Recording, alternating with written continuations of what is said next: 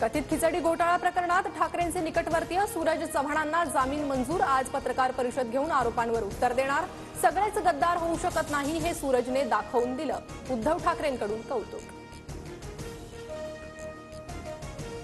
मराठ्यांशी गद्दारी कराल तर फळं भोगायला तयार रहा, जरांगेंचा इशारा। आंदोलनासाठी लवकरच आझाद मैदान शिवाजी पार्कची पाहणी करणार।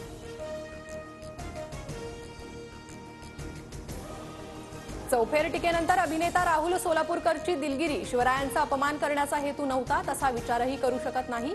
माझं वक्तव्य तोडून विपर्यास करण्यात आला। सोलापूरकरकडून शिवप्रेमींची माफी।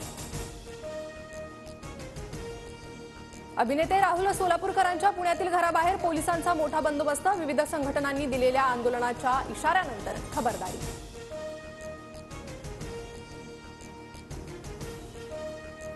सूत्र हाती घेताच ट्रम्प यांच्याकडून अमेरिका फर्स्ट धोरणाची कठोर अंमलबजावणी सुरू। बेकायदा स्थलांतरित भारतीयांना परत मायदेशात पाठवण्यास सुरुवात।